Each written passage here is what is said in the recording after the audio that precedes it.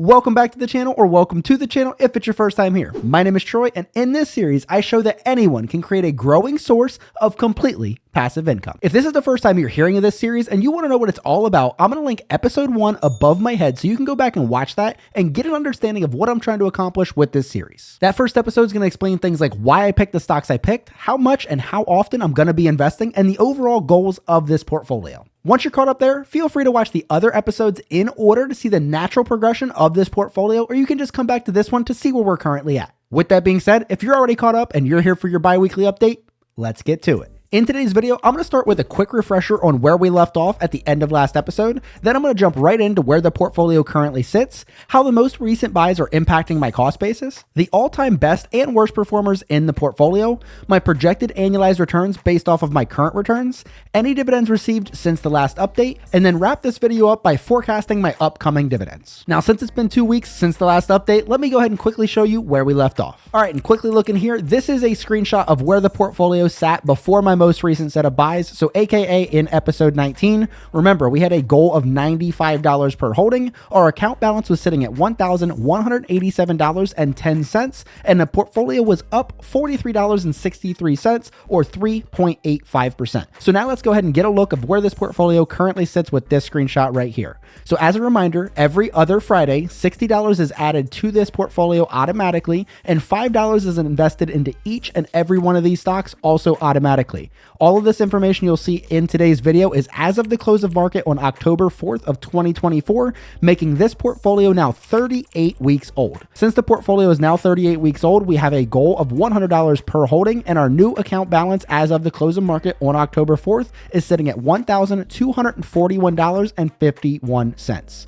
Now let's go ahead and review and see how the buys I'm doing every other week are impacting the cost basis of the positions in this account with this right here. So quickly looking at this chart, I show you the cost basis of all the positions the very first time I bought them in episode 1, which is that blue column, then last episode, which was episode 19, and this episode, which is episode 20. You guys can see how the cost basis has ebbs and flows up and down. The difference between last episode and this episode column, red means the cost basis has went up and green means the cost basis has went down. Overall, I have increased the cost basis in 7 of my holdings, while I've decreased the cost basis in 5 of my holdings.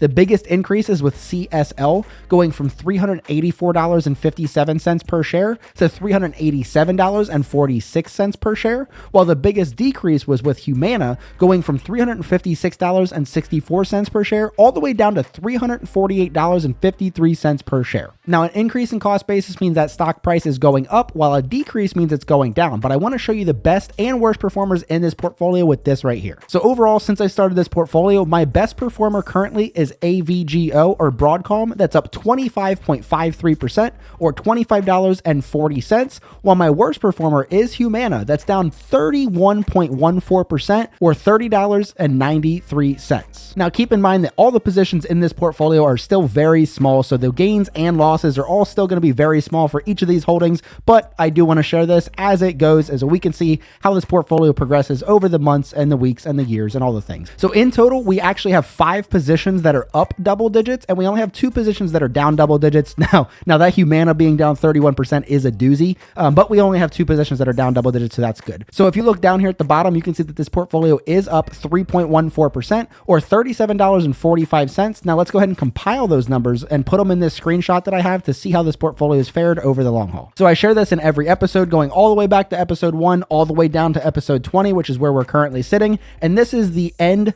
report of the total gain and loss and the annualized projection of that number. If you were to stretch it out over, the course of the rest of the year, you guys can go all the way back up to episode 2, where you can see where we were, and all the way down to where we are now. We are in the green for 2 episodes in a row. Episode 19 and episode 20, we're hovering around that $40 mark, give or take, I guess $40 on average. An projected annualized return of somewhere around 5%. We'll see how that fares out over the course of the remainder of the 52 weeks for 1 year. I'm not stopping this portfolio at 52 weeks. We're just going to start a new chart at 52 weeks.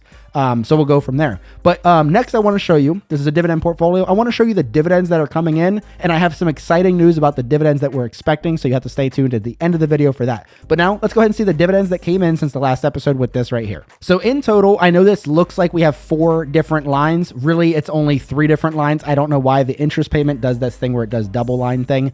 We've received 3 different dividends since the last episode, beginning on September 30th with Broadcom, where we received 34 cents. And if you look at this chart, you can see all the dividends I've ever received from this company and how it's grown. So obviously cash is being added. The dividends are not being reinvested, but the dividend growth rates, if it's changing, that's also reflective in here too. So in addition to my cash, we have dividend growth rates as well. So with this Broadcom one, the first time I got dividends from them was 11 cents. The next time was 23 cents. And this time was 34 cents. So we're doing a very nice increase there. Then on September 30th, I also received interest from SPAXX on the small amount of cash I have in the account. Here's this screenshot where you can see the ebbs and flows of that. This one's not really a growth position. It just kind of, happens to get money while you wait, which is, never a bad thing. So you guys can see 9 cents 2 months in a row over here.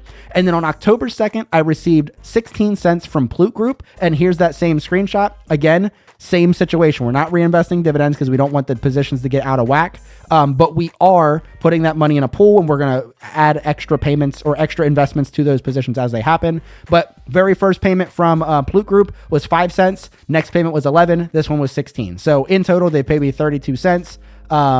Which is 7.88% of the dividends received in this account. So that's cool. So now let's go ahead and round this up. We're going to see where we finished September at, since this is the first episode since the end of September, and where we're sitting currently in October with this screenshot right here. So as you can see, we concluded September bringing in 78 cents, which was a little bit lower than August, but higher than July. That's not really an equal comparison because all these are quarterly payers. So it's not like the same stocks that paid me in August paid me in September and we dropped in dividends. That's not how that works. So we were up to 78 cents. That gave us a Q3 sum of $2.34, which you can see was way higher than Q1. It was higher than Q2, and here we are at Q3. So that's really the goal, is if we can get quarter over quarter the dividends to be higher and higher, that's a dividend growth portfolio, and that's what you love to see. So far for October, we received that 16 cents I just talked to you guys about, which gives us a year-to-date total of $4.06. Again, I don't want anybody talking crap about the dividends we're getting in this portfolio. It's just starting. Give it time. What's going to happen is you guys that have been here from the beginning are going to watch this, and you guys are going to watch this portfolio grow. 3-4 years from now, somebody's going to watch this, but like, oh, I can't maintain a dividend portfolio. I don't have any extra money. Nobody can do that, whatever. And I'm going to have all these videos. You guys will remember this. I'm going to have all these videos showing when we first started and this little bit of pennies that we're making every month and what it's going to turn into year over year. That's what I'm excited about. So $4.06, 34 cents a month. We're up to a penny a day. So write home about that. But as I mentioned, I want to show you guys what we have left for the rest of September, or no, not September, October.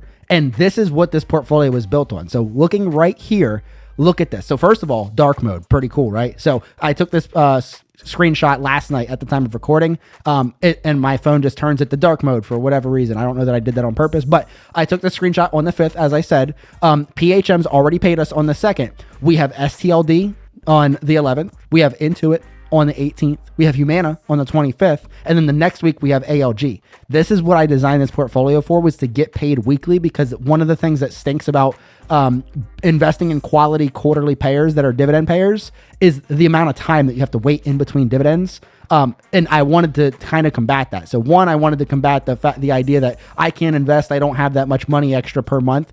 This portfolio addresses that, and it addresses the annoyance of waiting 3, 4, 5, 6 weeks in between dividend payments. You should get paid every week. Within every 14 days, you're going to get a dividend payment from this portfolio with these stocks. So that's super cool. But that's going to wrap it up for this bi-weekly update to the Anyone Can Invest portfolio. If you guys are enjoying this series, make sure you guys are remembering to leave a like, as it helps me continue to grow my channel. And if you have any questions, comments, or concerns about this series, let me know in the comments down below. And if you happen to miss my video that I just put out that goes over my dividend portfolio that I started just like this and where it's been over the past 5 years, make sure you check that out right here. But until next time, see ya.